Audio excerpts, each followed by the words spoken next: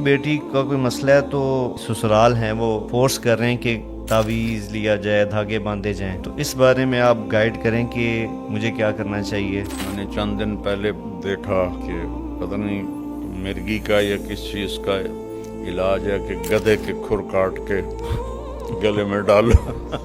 تقریباً سارے عامل 2 نمبر ہیں، اور سوائے کمائی کے اور کوئی چکر نہیں ہے، اور لوگوں کے ضعیف ایمان سے وہ فائدہ اٹھاتے ہیں۔ ابو ہریرہ رضی اللہ تعالیٰ عنہ لیٹے ہوئے تھے، آپ نے فرمایا کیا ہوا؟ کہا جی پیٹ میں درد۔ کہا اٹھو، نفل پڑھو، نماز میں شفا۔ اسباب کو پر توکل کرنا جہالت ہے، اسباب کو بیکار سمجھنا یہ بے وقوفی ہے۔ آخری 2 صورتیں اتری ہی اس لیے تھی، ہمارے نبی پر جادو ہوا تو اللہ تعالیٰ نے قل اعوذ برب الفلق قل اعوذ برب الناس اتاری، اور نماز شروع کی الحمدللہ رب العالمین۔ رکوع میں گیا سبحان ربی العظیم، رکوع سے کھڑا ہوا ربنا لک الحمد، سجدے میں گیا سبحان ربی الاعلی۔ اتنا اللہ نے رب کا تکرار کروایا مسلمانوں سے، میں رب ہاں، میں رب ہاں، میں کمامنا ہے۔ میں UPSC کی تیاری کر رہی ہوں گھر میں، لیکن جاب کے لیے مجھے یقیناً پھر باہر نکلنا پڑے گا۔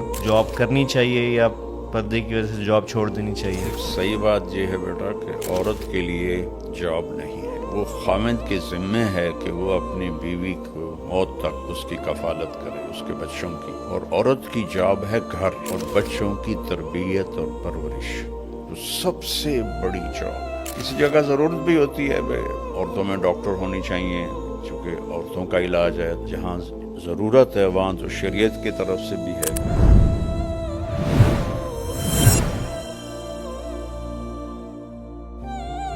جی اگلا جو سوال ہے بابا وہ بڑا ہی اہم ہے اور بہت زیادہ آپ کہہ لیں آج کے ماحول پہ اثر انداز ہوتا ہے۔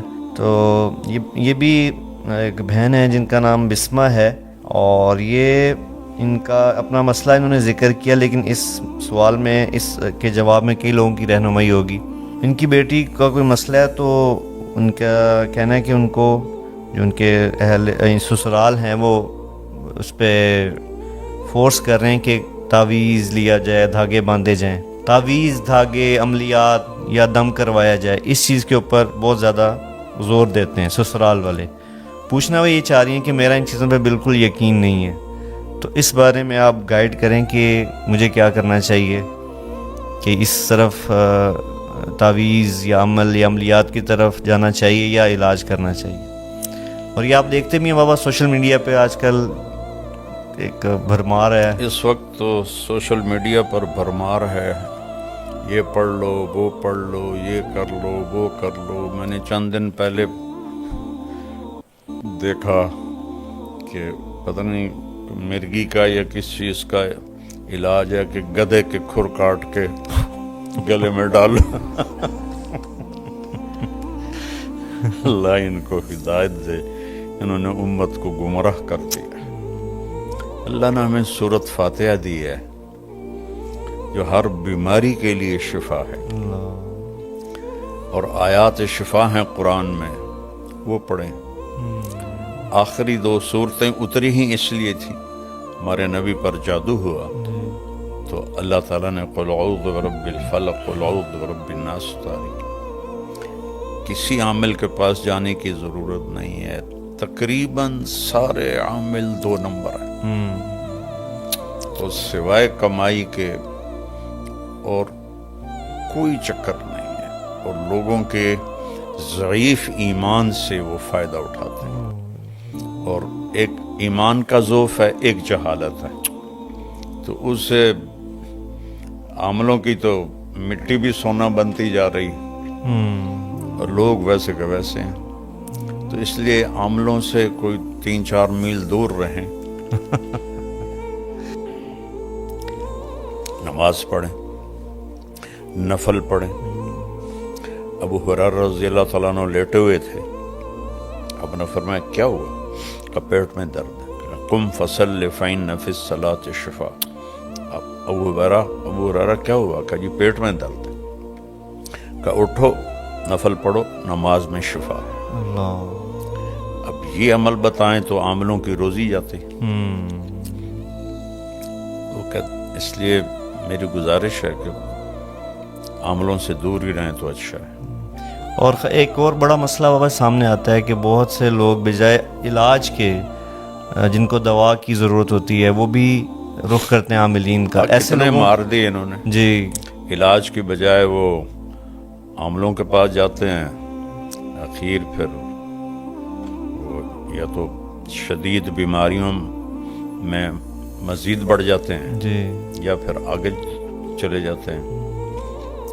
تو اس لیے یہ جو عام ذہن ہے بابا کہ دوائی لینا یا اسباب کو اختیار کرنا اس کو توکل کے خلاف سمجھا جاتا ہے. یہ تو بے وقوفی ہے. اس بارے میں تھوڑی سی آپ اگر رہنمائی کر دیں تو فائدہ ہوگا یہ سننے میں. دیکھیں, اسباب کو پر توکل کرنا یہ تو جہالت ہے. اسباب کو بیکار سمجھنا یہ بے وقوفی ہے. اللہ نے بنایا کیوں ہے سب کچھ؟ یہ سارا اس لیے تو والذی خلق لکم ما فی الارض جمیعا, یہ سب کچھ جو بنایا تمہارے لیے بنایا. اللہ اور اللہ کے نبی نے خود حضرت سعد بن ابی وقاص رضی اللہ تعالیٰ عنہ کے مرض کی تشخیص کی, انک لمفعود, تجھے دل کا دورہ ہے, اور تو اس کو 7 کھجوریں عجوہ کی گٹھلی کوٹ کے کھلاؤ. یہ تو اپنی طرف سے. پھر فرمایا اس کو حارث بن کلدہ کے پاس بھیجو, وہ اس کا علاج کرے. وہ طائف میں طبیب تھے, ان کے پاس بھیجا علاج کے لیے. تو یہ بیوقوف لوگ ہیں جو کہتے ہیں کہ توکل کا مطلب ہے کہ بس کچھ بھی نہ کرو. حضرت عمر رضی اللہ عنہ جمعہ پڑھا کے اترے, اٹھے مصلی سے, جی ایک طرف کچھ نوجوان بیٹھے تھے. آپ نے فرمایا من انتم, کون لوگ؟ نوجوان تھے. کہ نحن المتوکلون, ہم توکل والے ہیں. فعلاہم بدرتہ, انہوں نے اپنا درہ اٹھایا اور ایک ایک کی کمر کو سیکا. کہا اللہ آسمان سے سونا نہیں برساتا, پانی برساتا ہے. اللہ اکبر. اور جمعے کی نماز سی نا, تو اللہ کہتا ہے اذا قضیت الصلاۃ فانتشروا فی الارض, تو تم یہاں بیٹھے ہو, اللہ اوپر سے تمہیں پھینکے گا. اگر آئندہ تم یہاں نظر آئے میں تمہارے چہرے لال کر دوں. اللہ سب کو بھگا دیا. اللہ او قل ثم توکل.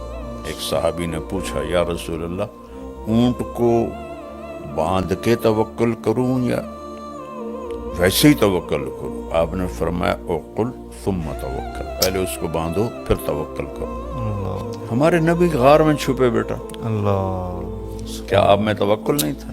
سبحان اللہ. 3 دن سخت گرمی ستمبر کے مہینے, 27 صفر کی رات, 28 صفر کی رات, 29 صفر کی رات, اور 1 ربیع الاول کو آپ وہاں سے نکلے. وہ سارا راستہ تبدیل کیا. ایک کافر رہبر تھا, عبداللہ بن اریقط, حضرت ابوبکر صدیق کا دوست تھا. بعد میں اس کا کوئی تذکرہ نہیں ملتا کہ وہ ایمان لایا یا نہیں لایا. اس کو رہبر بنا کے آپ نے سفر پایا. تو اسباب کا ترک, اس کو توکل سمجھنا یہ بہت ہی غلط. اور اسباب میں یوں لگنا کہ حلال حرام کی پہچان ہی ختم ہو جائے. جھوٹ نہ بولیں تو کم روٹی کہاں سے کھائیں, رشوت نہ لیں تو روٹی کہاں سے کھائیں, یہ بھی حرام ہے. اللہ تعالیٰ نے پہلا تعارف ہی کروایا ہے الحمدللہ رب العالمین.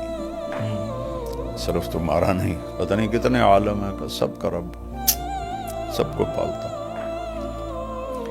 میں کہتا ہوتا ہوں کافروں کو توحید میں دھوکہ لگا, وہ پتھروں کے آگے جھک گئے, بتوں کے آگے جھک گئے.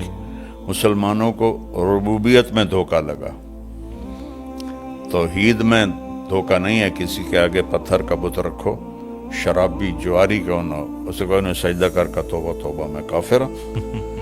لیکن وہی ہے سود پہ کاروبار کرے گا, جھوٹ بھی بولے گا, چوری بھی کرے گا, ڈاکہ بھی ڈالے گا, رشوت بھی لے گا, روٹی کی تو کھاوی. تو مسلمانوں کو ربوبیت میں شک پڑا تو اللہ نے الحمدللہ رب العالمین سے قرآن شروع کیا, اور قل اعوذ برب बिल फलक कुल औज़ु बिरब्बिन नास, रब से शुरू करके रब पे खत्म, सुभान अल्लाह, और नमाज शुरू की अल्हम्दुलिल्लाह रब्बिल आलमीन। रुकू में गया सुबहान रब्बी अल अज़ीम, रुकू से खड़ा हुआ रब्बना लकल हम्द, सजदे में गया सुबहान रब्बी अल आला। इतना अल्लाह ने रब का तकरार करवाया मुसलमानों से, मैं रब्बा मैं खवामना है, मेरे को कोई थोड़ कोई नहीं। तो ये दोनों एक्सट्रीम में गलत हैं जी। अगली भी जो साइला है उनका नाम शबनम है, ये कह रही हैं कि मैं यूपीएससी की तैयारी कर रही हूँ घर में, लेकिन जॉब के लिए मुझे यकीनन फिर बाहर निकलना पड़ेगा, तो उसमें फिर पर्दे का तो मैं बड़ा एहतमाम करती हूँ, फिर जॉब में जब मैं जॉब करूँगी उस वक़्त मुश्किलात का सामना करना पड़ेगा मुझे, तो उसमें क्या करना चाहिए? यानी जॉब करनी चाहिए या पर्दे की वजह से जॉब छोड़ देनी चाहिए? देखें, सही बात ये है बेटा कि औरत के लिए जॉब नहीं है, वो खामिद के ज़िम्मे है कि वो अपनी बीवी को मौत तक उसकी कफालत करे, उसके बच्चों की। जो महर लिखा जाता है ये किसी की बेटी की कीमत नहीं होती, महर एक अलामत है कि जब तक ये निकाह कायम रहेगा ये लड़का इस लड़की की, इसके बच्चों की कफालत करेगा।